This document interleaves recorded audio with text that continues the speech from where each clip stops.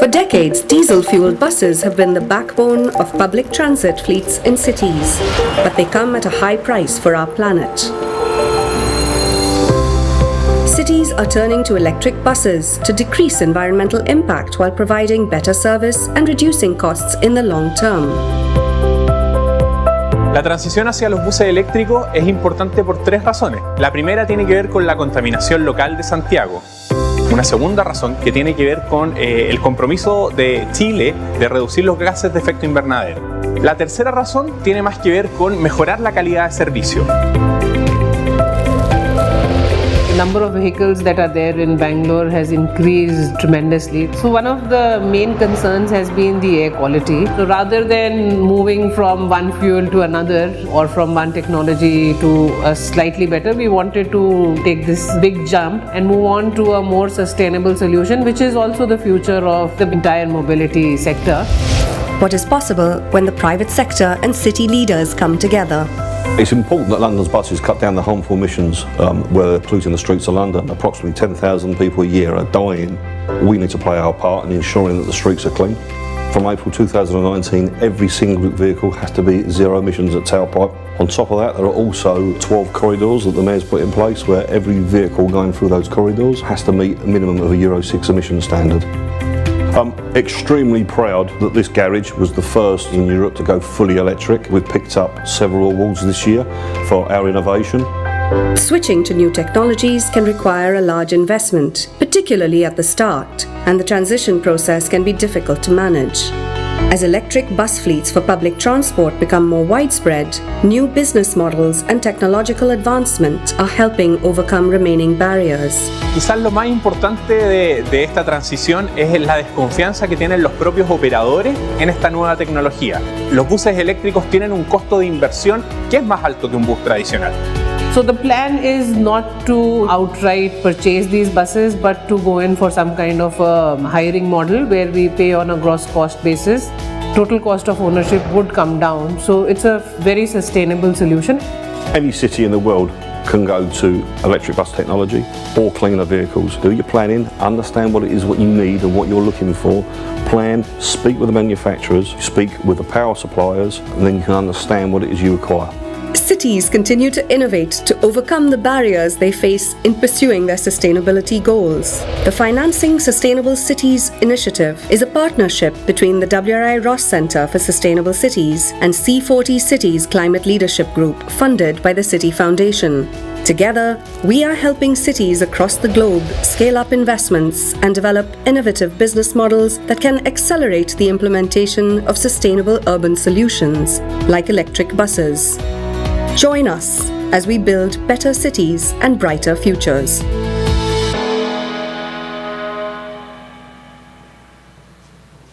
Great, thank you. Oh, good. Maybe we should run more videos. Lots of applause. Thank you very much, everybody, for your attention to the video. The panelists, you can tell from both the written content and the video, is about the Financing Sustainable Cities Initiative. And as you know, that's a partnership between the three groups we have represented on the panel. From my far right, not politically in the least, Jessica Seddon from WRI. Jessica, thanks so much for joining us and for the ongoing terrific partnership. James Alexander from C40, who needs no introduction. And besides, he introduced me, so I'm just going to introduce James as our man on finance and his team. And to my immediate right, Val Smith from Citi. So thank you all for joining us. We've got about 20 minutes or so to talk about the FSCI, and if we have time, we'll take one or two questions from the audience. So maybe we can start with Jessica and James. This is the Financing Sustainable Cities Forum, which we know is an important part of the public outreach of the Financing Sustainable Cities Initiative. But what is the Financing Sustainable Cities Initiative achieving through its direct work with cities, which perhaps is less visible because it's more often behind the scenes? And maybe you can both give some insights to what's happening. I'm from Vermont, so it's impossible to be far to the right of anything.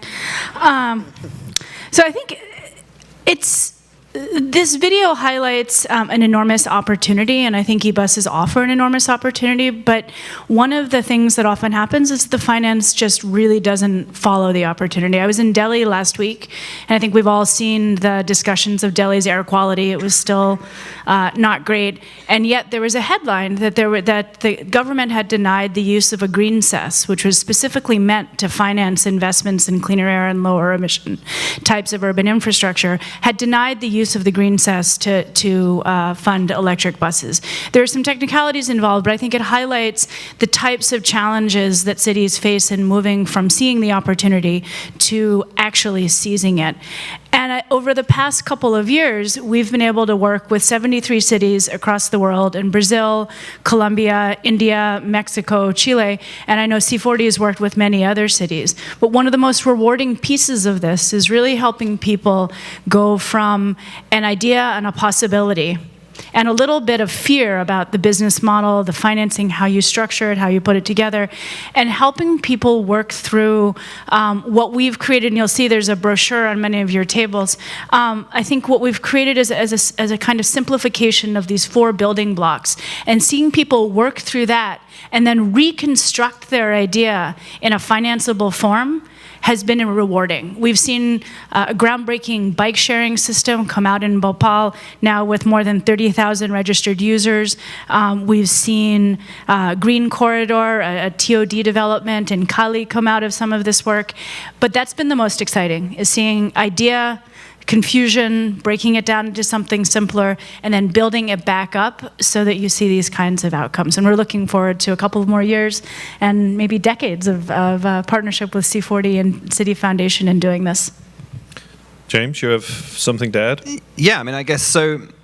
You're right. What we see here is the public face of our initiative, and that's really important. But actually, for us, the most important part is what's happening with the cities that we work with directly. And for C40, it's the FSCI is a peer-to-peer network of cities where cities are coming together and sharing what they've achieved and what they've done on finance and financing. And one of the most important parts of that is bringing together the chief financial officers of the cities alongside the technical experts. Or the leads from a technical side on the city. And that's because, sadly, we're still in a situation where cities are actually quite siloed, where the finance team doesn't really have much of a grip of what's happening on the technical side in terms of what the challenge is around climate change and how that's going to impact the city.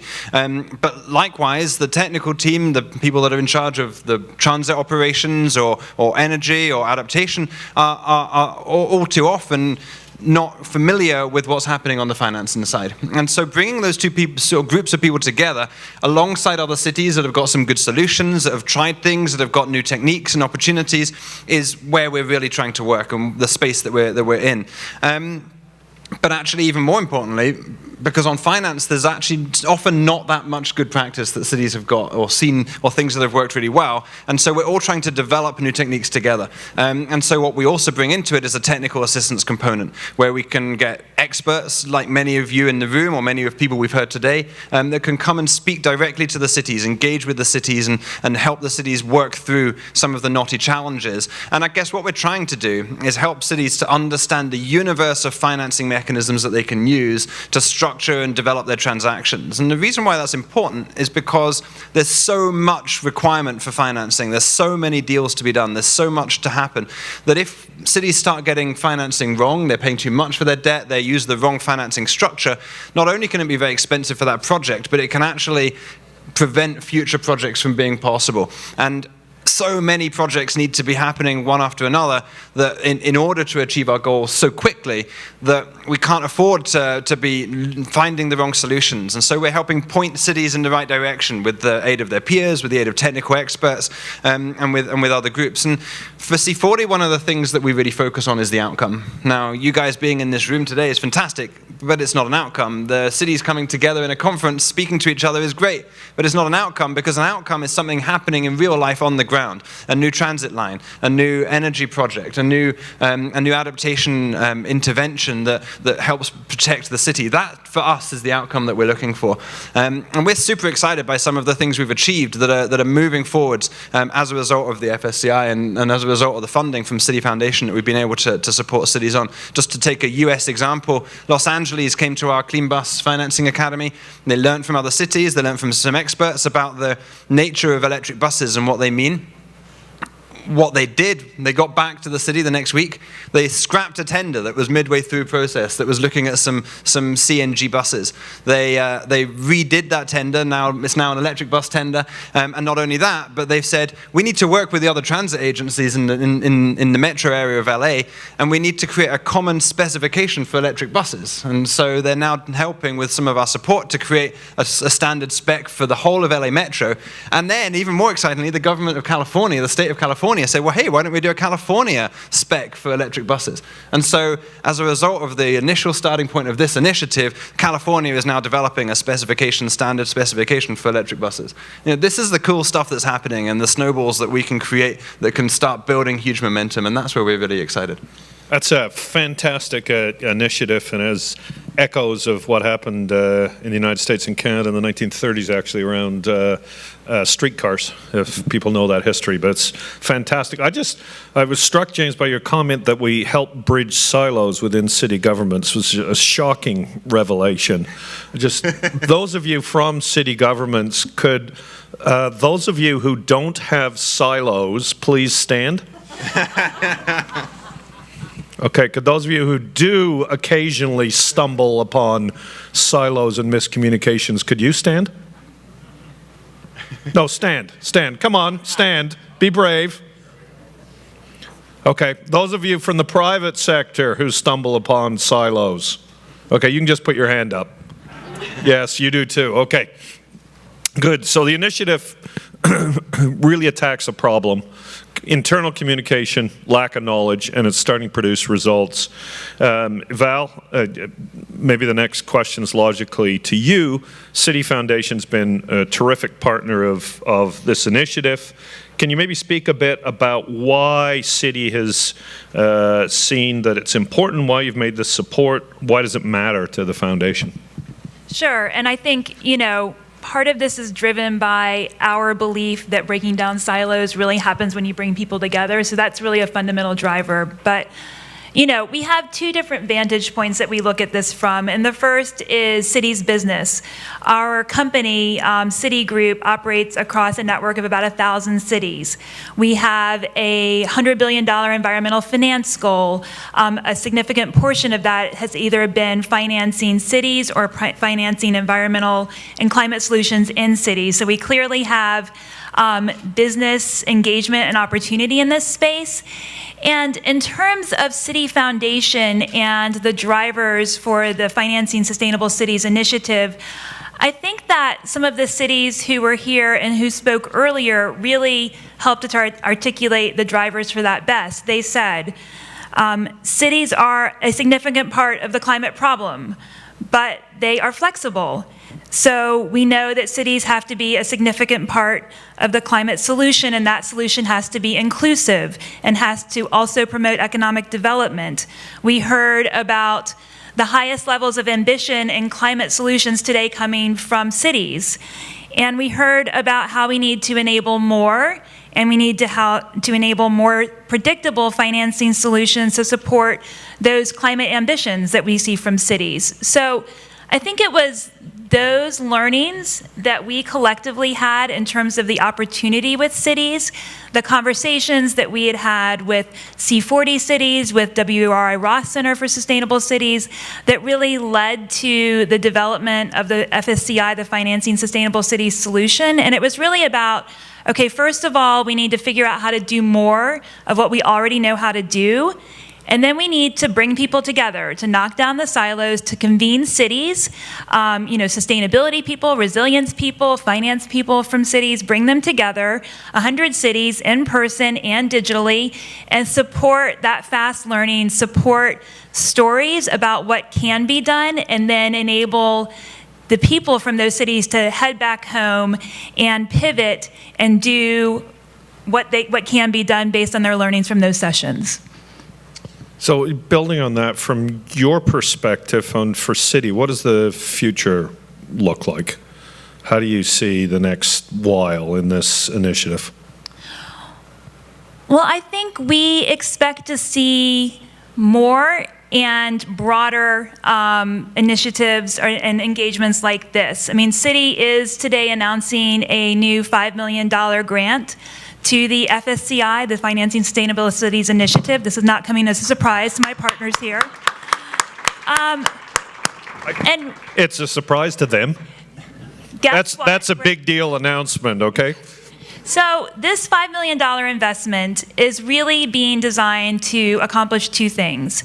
It's being designed to create more forums like this where we're bringing people together. It's being designed to help to enhance the technical assistance and expand technical assistance to cities through in-person gatherings, through a digital platform that's going to be focused on financing solutions and business models. And, you know, we wanted to just take a moment to announce this investment today because I think it's important to celebrate what this initiative has accomplished so far, what our partners in C40 Cities and WRI Ross Center have really been able to accomplish by bringing cities together through old-fashioned in-person forums complemented by digital solutions and platforms that I think have a very action-oriented agenda to achieving some of these climate ambitions. So we just want to thank our partners for all the work that they've done so far in getting us here together. Hey, Val, that's fantastic. I think the thanks should go to Citi Foundation as well for the tremendous support and for your announcement today. And I'd just like to acknowledge it again on behalf of everyone here. It's fantastic. Thank you.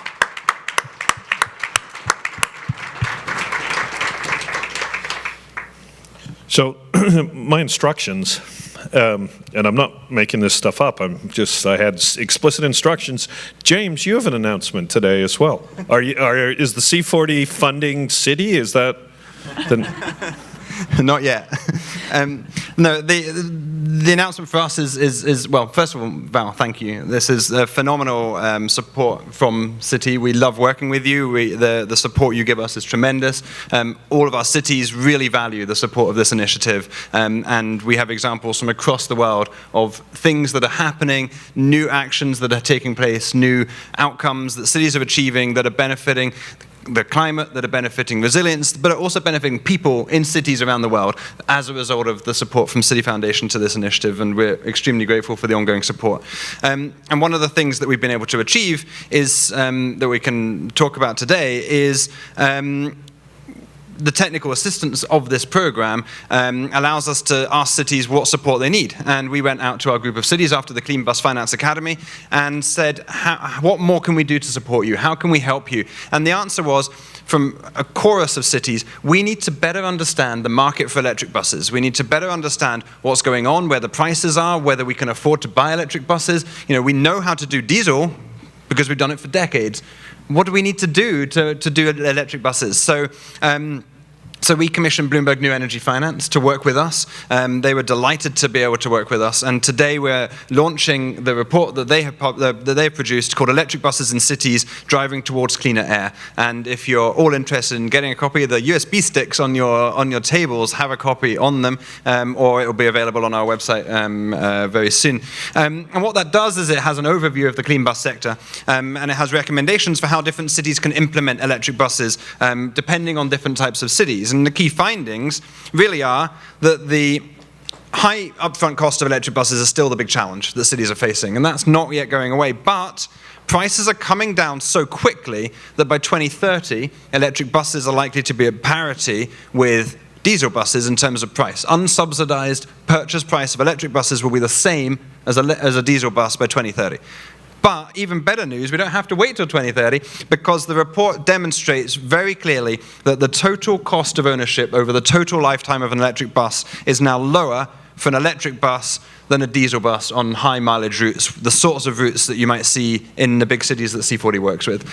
So what is the message? The message is that the financials now stack up, that the case has been made, and that the time is now right for electric bus deployment in cities. And that's research we've been able to make because of this program, and it's now a message that we're going to be making loud and clear around the world to our cities. The financials for electric buses stack up. The case has been made. Now is the time to implement these. And so we're not just about electric buses, of course. We're doing lots more on energy and on adaptation. But on electric buses, we believe that we've managed to move the whole needle forwards. And we fully expect to see many, many more cities deploying electric buses because of the support of this initiative. Thank you. Okay, that's a great example, and thank you very much for the announcement. So I encourage people to take the USB stick with them and have a chance to read the report. Question I want to ask to everybody, but maybe Jessica can start. What's next? We've got fantastic support from our sponsor. We've heard all day about various obstacles. We've heard about the difficulties in connecting this wall of money with where it needs to go. What's next for the Financing Sustainable Cities Initiative? I think, so it's a very exciting time for us, and thank you very much for continuing to support the initiative. I think what's next for us is really the opportunity to build on some of the lessons we've learned in the earlier work under FSCI. And I think there are two that really stand out for WRI and with our way of engaging with cities is, number one is the power of a project to change the city and sometimes even national policy, echoing what James mentioned about the specifications for e-buses in California. I mean, I think what we've seen is if there's one project that works, a housing development that's actually connected to transport, a pocket park that actually is well used and is something that garners political support, you start to see development of standards in the case of Mexico City, standards for pocket parks in the case of Brazil, a change in one of the national housing finance programs, that the power of a project to change is very high. That said, the importance of the ecosystem around any particular project or any of the sectors we're working in for shaping the trajectory of a project is also quite high. So for electric buses, there's the financing question and how you deal with this, up to 50% higher upfront capital cost. But in places like India, where we're doing a lot on the national EV policy, including buses, but also other electric vehicles, there's also the state of the distribution utility, the location of the charging stations, the jurisdiction over those charging stations. There are a number of other actors who come in around the ecosystem that go well beyond that particular defined sectoral project. And for us, what's next are two things. One is to take some of what we've built up in terms of case studies, business building blocks, business model building blocks, and move it into more of a sustainable do-it-yourself mode. So you'll see the Financing Sustainable Cities Initiative website here, which has a lot of resources for building your own business model. It contains 150 case studies across the 8 sectors of how different cities have brought finance together to develop some of these new solutions. And so we're moving much of what we used to do in workshops into a do-it-yourself mode.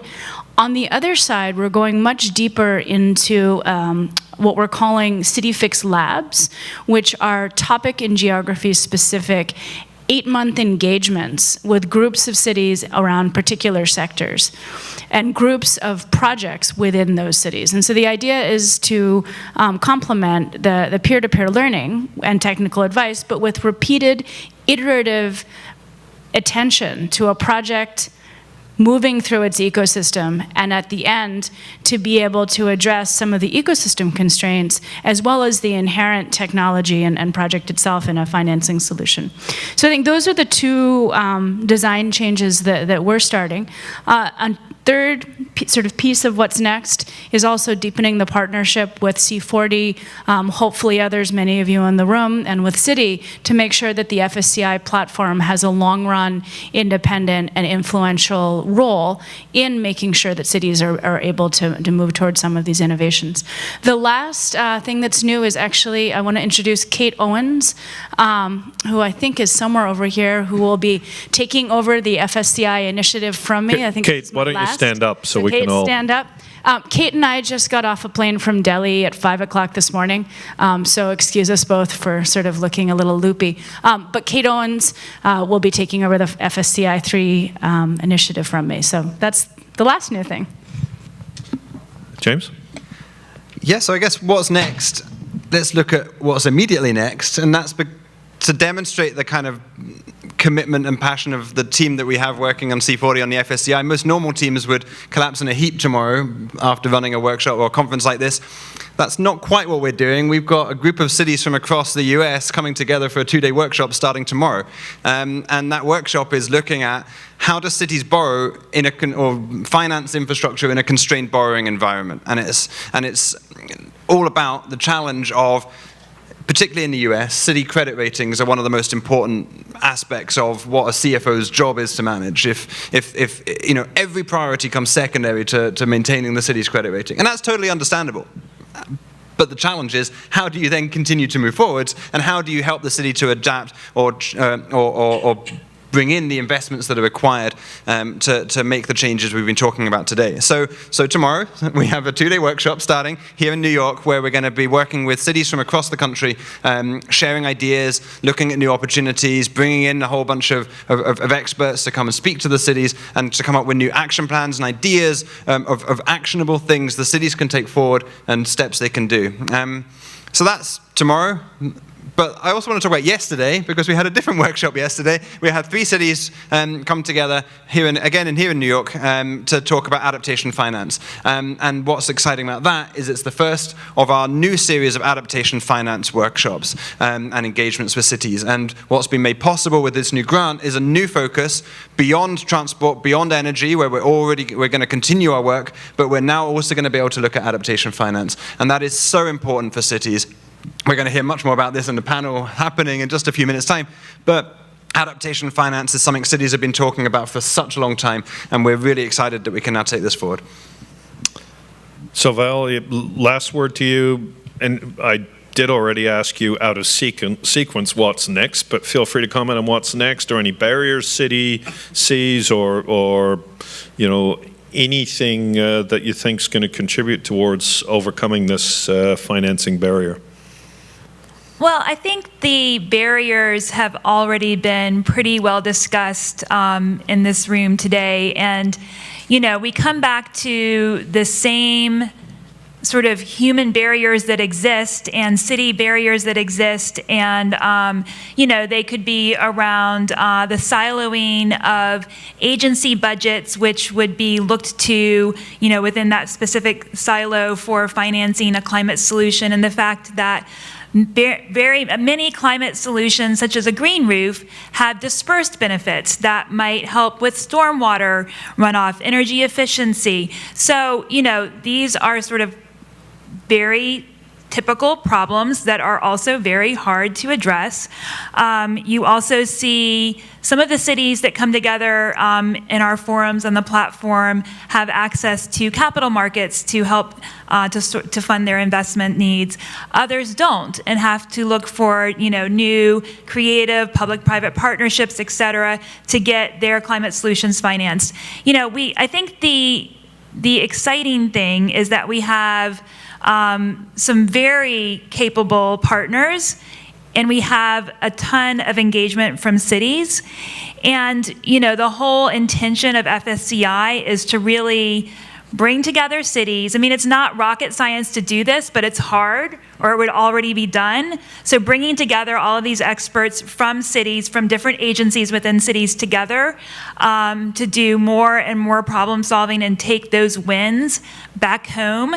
I think that's really what is in the past, and it's what's to come, is more and more of this sort of taking climate ambitions, looking at the problems, driving them to solutions. And actually solving the problems, which is a great model and a great note to finish the panel part. We've got time for one quick question.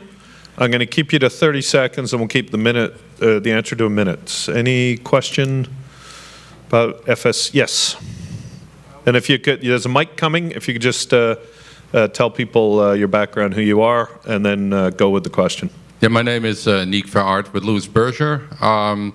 Question, we obviously are focusing a lot on cities, but a lot of these infrastructure solutions really are in regions. And one of the major challenges is the jurisdictional issues that is also facing regions, and the challenges that also represents in terms of attracting capital because of the innate risk associated with that. Do you have any thoughts on that? Yeah, sure. So I have a quick thought on that, which is thank you so much for bringing up that point. Actually, we're explicitly looking at metropolitan level projects in both Brazil and as well as India. In India, it's not metropolitan, but it's multi-city, because this is so important for thinking about an economically and socially contiguous area that may have as many as 16 different jurisdictions in it.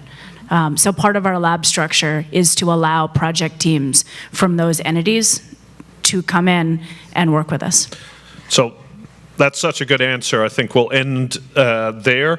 Can we thank the panelists, not just for being here today, but for the ongoing work, which is making a very real difference in bringing solutions to financing the challenges cities face. Fabulous.